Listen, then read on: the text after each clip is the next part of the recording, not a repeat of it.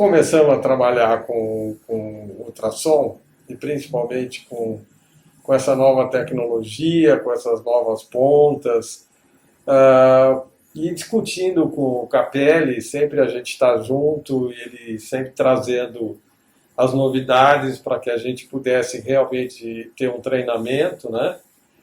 E a partir daí, eu até comentei com o Capelli que seria muito bom que a gente desse alguns cursos, né, Capelli, de treinamento para o pessoal da área de periodontia, né? Foi quando nós começamos a realizar aqui no Instituto alguns workshops, onde nós tivemos a oportunidade de trazer, inclusive, professores da Unicamp, Da Unesp, de São Paulo, para que eles, da USP de São Paulo, para que eles pudessem realmente, ao mesmo tempo, trabalhar com essa nova tecnologia, com essas pontas, né? E também trouxesse subsídios para a gente, melhorando cada vez mais a utilização no dia a dia dessas pontas, tá? Eu tive muitos depoimentos de pacientes que relataram realmente que eles tinham muito pouca sensibilidade quando a gente usava essas pontas com as potências corretas. E hoje mesmo nós tivemos a oportunidade de conversar com um paciente que há algum tempo não vinha fazer a manutenção aqui no consultório, e que ela ficou sabendo exatamente porque a filha dela fez uma manutenção recente e ela falou que não sentiu absolutamente nada, e ela tinha muitos trabalhos de prótese, inclusive, né? Então ela gostaria realmente de fazer voltar a fazer a manutenção. Sabe uma coisa que me chamou muita atenção e eu lembro até hoje, professor Márcio? O senhor me contou uma vez que quando a Dani, sua filha, vem de Brasília, ela é professora de pério lá, né? Ela raspa a sua boca. Isso. E o senhor faz a raspagem na boca dela. Exatamente. Né? E aí, o senhor não contou nada para ela, ela sentou, o senhor começou a fazer a raspagem, ela... Pai, mas o que você está fazendo de diferente? Né? Exatamente. Porque normalmente a gente tinha muita reclamação, né, de paciente com a hipersensibilidade. É verdade. E isso, na maioria das vezes, isso acontecia com muita frequência. Então, depois, com esses depoimentos todos de paciente que nós observamos, porque a gente tem um cuidado muito grande, né, no sentido de oferecer uma condição melhor para o paciente, para que ele não tenha sensibilidade, principalmente pacientes com doença periodontal que apresentam muitas retrações de gengiva, né? Aí, como nós começamos a fazer esse treinamento, foi muito bacana, porque nós recebemos, inclusive, um feedback de professores do mais alto nível, né? Nós fizemos esse treinamento em mandíbulas de porco, que eu acho que é o melhor modelo, né?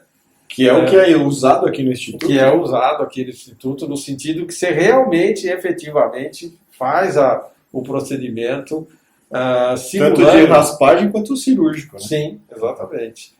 Então, isso foi muito legal a gente ter esse feedback. A partir daí, discutindo com o Capelli, nós resolvemos realmente montar um curso que desse um embasamento teórico, né?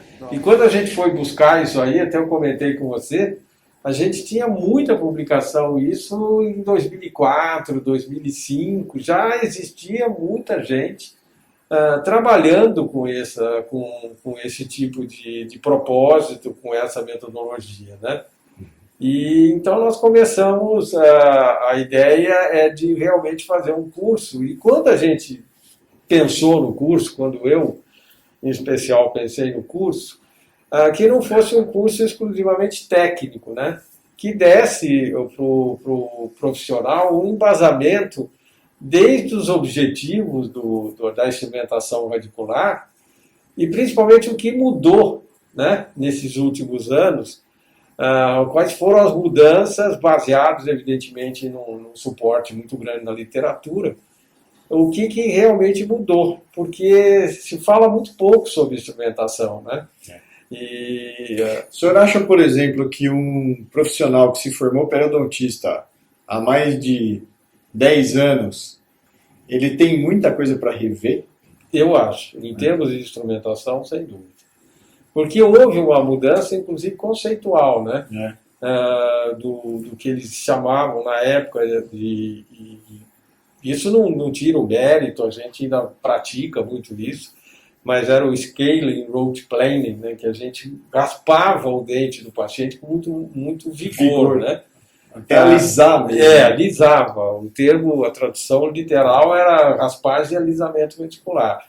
E a literatura foi mostrando com o tempo que essa raspagem muito efetiva, ela passava a não ser necessária, né, por uma série de princípios biológicos que exatamente eu fiz questão absoluta de discutir no curso, tá? Porque que esse conceito passou por o conceito de debridamento, né, que seria realmente você fazer uma raspagem tão efetiva como o que nós fazíamos há muito tempo atrás, mas com menos desgaste de tecido duro. Isso gerava e gera realmente muito menos sensibilidade, né? E a mudança também que houve dos piezoelétricos, né, é que você trabalhando com menor potência, tá, com amplitudes muito baixas, você acabou gerando menos calor, tá? E acabou sendo tão efetivo como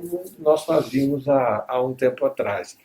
E o legal de tudo isso aí, que quando a gente vai buscando na literatura, não na literatura específica, mas na metodologia dos trabalhos, inclusive de trabalhos que mostram procedimentos cirúrgicos, se você for lá na metodologia que o cara utilizou, você vai ver que ele utilizou exatamente aparelhos piezo com pontas de menor calibre e com amplitudes mais baixas. Sim. O que realmente reforça tudo isso que a gente vai procurar mostrar para vocês no curso. Entendeu? Nesse curso o senhor vai abordar também a parte de mucosite e periimplantite, que é um assunto bem atual, né? Isso. Foi uma experiência muito legal que nós conversamos com vocês. Uhum.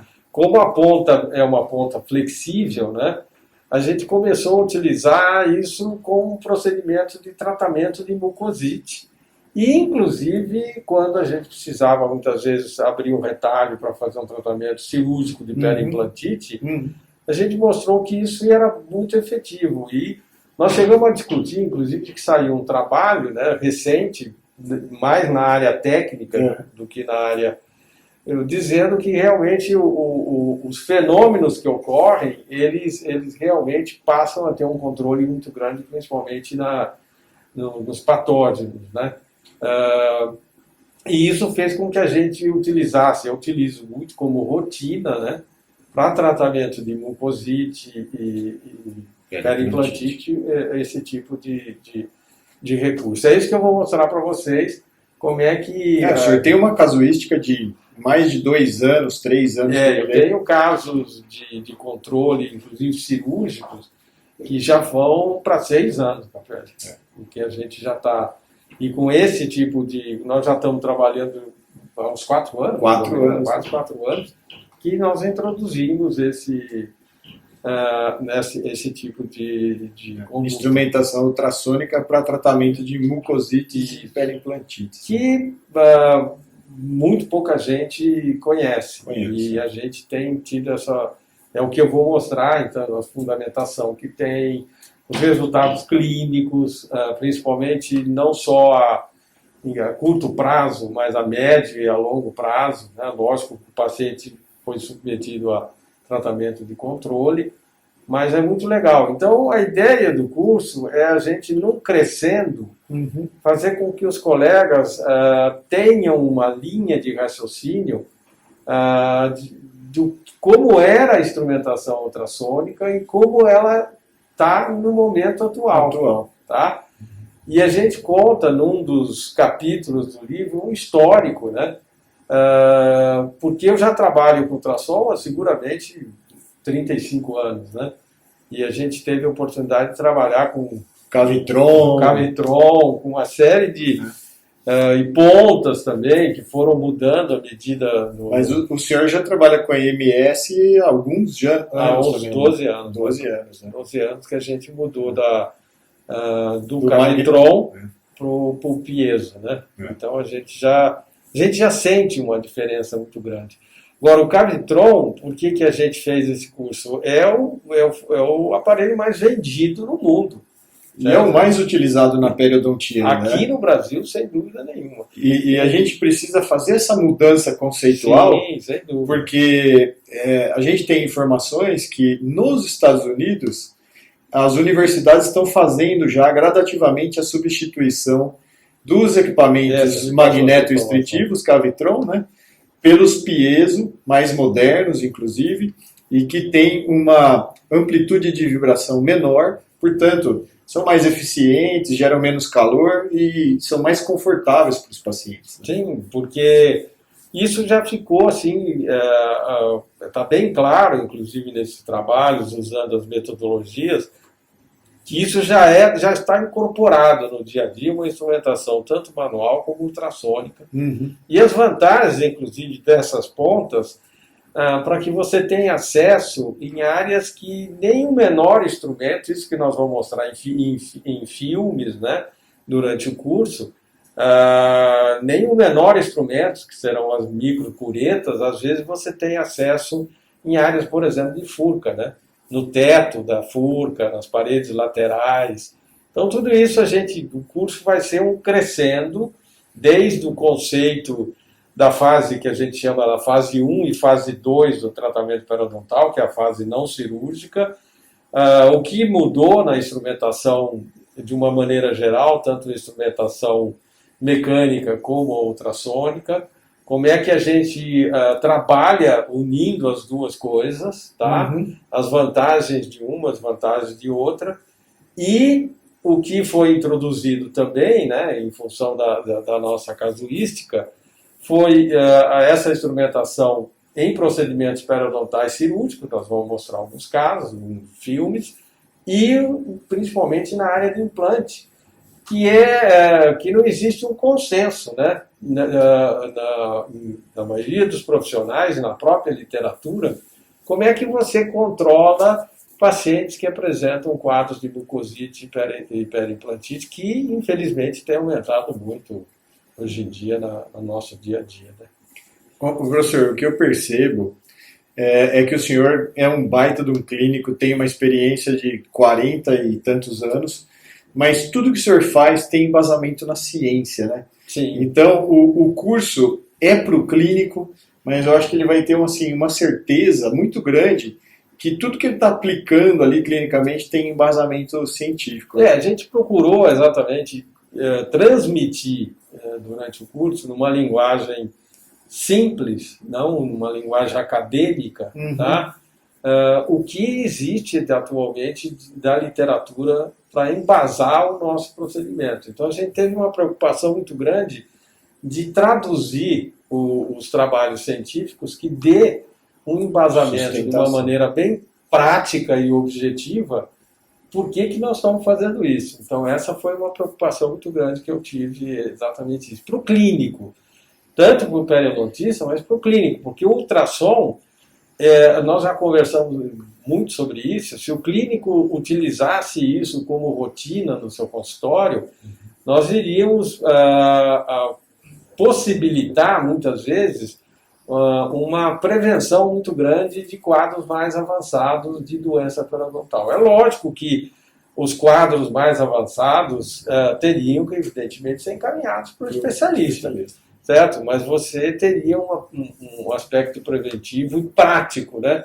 Tanto do clínico e principalmente para o especialista. Então, essa foi a nossa linguagem pelo menos eu procurei fazer uma linguagem bastante acessível que não ficasse muito acadêmico, né? Então o senhor acha que o curso, ele não é um curso exclusivo para especialistas? Não Um clínico que gosta de periodontia, ele pode fazer tranquilamente, que ele vai sair bastante beneficiado, vai aprender muita coisa. Eu acho que sim.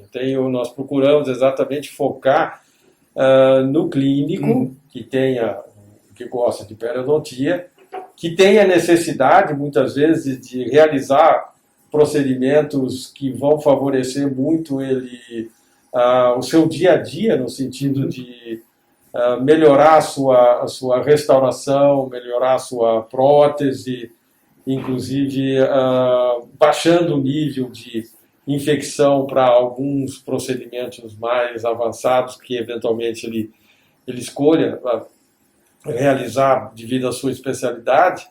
E principalmente a minha preocupação é que a gente realmente contribua, tanto para o especialista como para o clínico, no sentido de diminuir realmente o grau de infecção, principalmente se for realizado ou o profissional for realizar implantes, né, Capitão? Então, se você tem uma maneira prática de diminuir sensivelmente o grau de infecção que o paciente apresenta, isso sem dúvida nenhuma vai favorecer muito quando o profissional for realizar outros procedimentos.